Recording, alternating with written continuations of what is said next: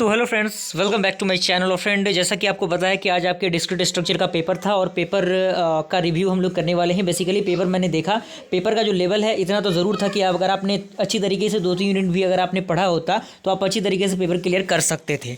और बेसिकली मैं बार बार कहता हूँ कि जैसे ही आपका एग्जामिनेशन खत्म होता है आप फोटो को क्लिक कर लीजिए और टेलीग्राम ग्रुप पर पर्सनली सेंड करने की कोशिश कीजिए ताकि रिव्यू का वीडियो बनाया जा सके। और ये हमारे पास मिताली ने भेजा है, तो कहीं ना कहीं उनका भी मैं धन्यवाद करना चाहूँगा, क्योंकि उनकी वजह से ही शायद डिस्क्रीट स्ट्रक्चर का ये वीडियो बन पा रहा है इतनी पहले। तो ये सारी चीज़ें हैं, तो कहीं ना कहीं आप भी थोड़ा सा अपने रिस्पॉन्सिबिलिटीज़ को समझें, ताकि आप सेंड करेंगे तभी कहीं ना कहीं आपके सपोर्ट से ही ये चैनल चल रहा है। तो ये सारी चीज़ें आपको थोड़ी सी समझनी होंगी। एक रिस्पॉन्सिबिलिटी, एक टास्क मान के चलिए कि जैसे ही एग्ज़ाम का पेपर आपका ख़त्म होता है आप हमारे पास सेंड कर दीजिए।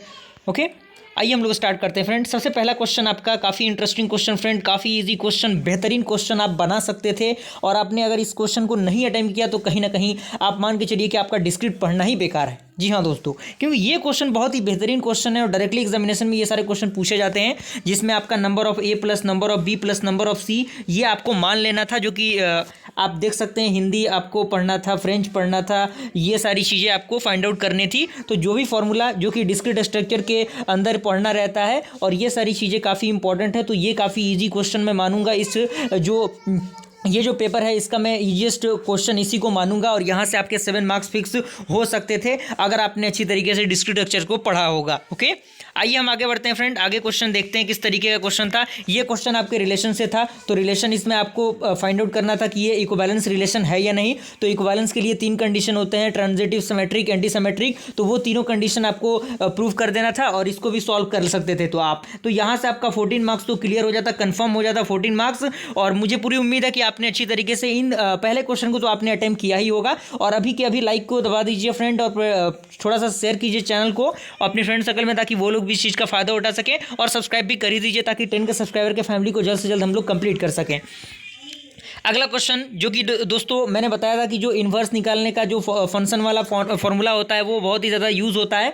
तो इस क्वेश्चन को भी आप सॉल्व करते थे। रिलेशन फंक्शन अगर पार्ट आपने किया है, यूनिट 1 और 2 अगर आपने किया है, तो इस क्वेश्चन को आप इजीली सॉल्व कर सकते थे, जिसमें कुछ नहीं करना था, बस आपको इन्वर्स फाइंड आउट कर देना था। जहाँ जहाँ एफ है वहाँ पे, जहाँ एक्स है वहाँ पे 3 रख के, एक बार 0 रख के, एक बार -2 रख के। ओके, तो ये सारी चीज़ें आपके सामने मौजूद है, आप इन चीज़ों को कर सकते थे।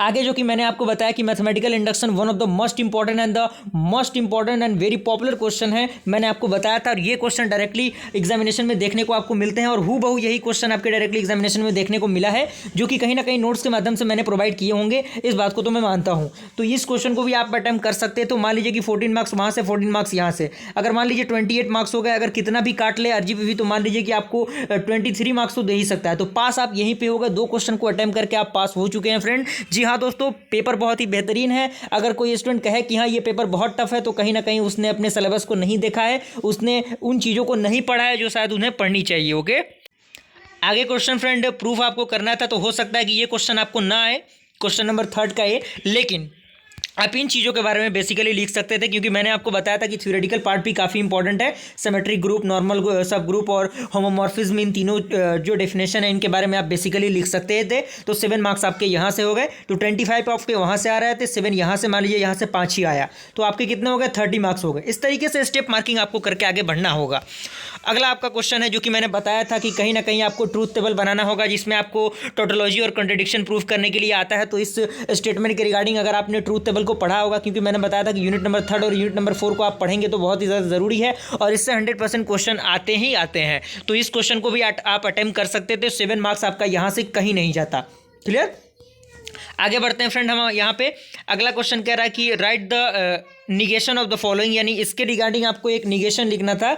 तो निगेशन भी आप लिख सकते थे, ये भी काफ़ी ईजीएस्ट पार्ट है और न्यूमेरिकल पार्ट नहीं है, ये थ्योरेटिकल पार्ट है। ओके, आगे हम लोग बढ़ेंगे फ्रेंड, जिसमें आपको क्या करना था, इस लॉजिक गोट को क्या करना था, प्रूव करना था कि ये इक्विवेलेंट है या नहीं। और ये देखिए दोस्तों, जैसा कि मैंने बताया था कि जो आपका यूनिट नंबर 3 है उसमें डिसजक्टिव नॉर्मल फॉर्म और कंजक्टिव नॉर्मल फॉर्म काफ़ी इंपॉर्टेंट है। तो ये क्वेश्चन आपको देखने को मिल गया, जो कि कंजक्टिव नॉर्मल फॉर्म से आपको डायरेक्टली क्वेश्चन देखने को मिला है। तो कहीं ना कहीं अगर आप हमारे चैनल को फॉलो करेंगे तो कहीं ना कहीं बहुत ही बेहतरीन चीज़ें आपको प्रोवाइड की जाएंगी। शायद ही कोई ऐसा यूट्यूब चैनल होगा जो इस तरीके के कंटेंट आपको प्रोवाइड कर रहा हो। तो अभी के अभी लाइक को दबा दीजिए फ्रेंड्स, चैनल चैनल को अगर आपने अभी तक सब्सक्राइब नहीं किया तो जल्द से जल्द चैनल को सब्सक्राइब कर दें। और आप मान के चलिए कि आप पासिंग मार्क्स को क्रॉस कर चुके हैं। अगर आपने 2-3 यूनिट भी अगर बेहतर तरीके से पढ़ा होगा, 2-3 यूनिट भी अगर आपने बेहतर तरीके से पढ़ा होगा तो आप बेहतर कर सकते थे। अगर कहीं ना कहीं आपने नहीं किया है तो अगर आपके अंदर वो कमी है तो उस कमी को दूर करने की ज़रूरत है। उसके बाद आपको इसके अकॉर्डिंग जो एल्योर पाथ फाइंड आउट करना था तो इसको भी आप कर ही सकते थे। और आगे भी बहुत सारी चीज़ें हैं, बहुत सारे टॉपिक्स हैं जिनको आप कर ही सकते हैं, लेकिन बेसिकली आपको 5 ही क्वेश्चन अटैम्प्ट करने थे तो आप 5 क्वेश्चन को अटैम्प्ट कर सकते थे और इन चीज़ों को आप इजीली कर सकते थे। ओके, तो ये सारी चीज़ें हैं। क्वेश्चन बहुत ही बेहतरीन था, ऐसा क्वेश्चन शायद ही आपको देखने को कभी मिले। तो मुझे पूरी उम्मीद है कि आप डिस्क्रीट स्ट्रक्चर वो पेपर को इजीली क्लियर कर लेंगे और अगला पेपर जो है उसके रिगार्डिंग आपको तैयारी करने की ज़रूरत है। उसकी रिगार्डिंग वीडियो सीरीज हमारे चैनल पर आएंगे, प्लेलिस्ट बना हुआ है, एक बार प्लेलिस्ट के सेक्शन में आप जाके अनदर सब्जेक्ट के रिगार्डिंग भी वीडियो सीरीज को चेकआउट करने की कोशिश कीजिएगा। और जैसे ही आपका एग्जामिनेशन खत्म होता है आप पेपर को थोड़ा सा भेज दीजिए ताकि जो रिव्यू का वीडियो है बनाया जा सके। ओके, मुझे पूरी उम्मीद है कि आपको चीज़ें समझ में आई होंगी। अगर आपने अभी तक नोट्स को एक्सेस नहीं किया है तो जल्द से जल्द नोट्स को एक्सेस कीजिए। टेलीग्राम ग्रुप का लिंक आपको डिस्क्रिप्शन बॉक्स में मिल जाएगा। मिलता है फ्रेंड्स अगले वीडियो में, तब तक के लिए थैंक यू।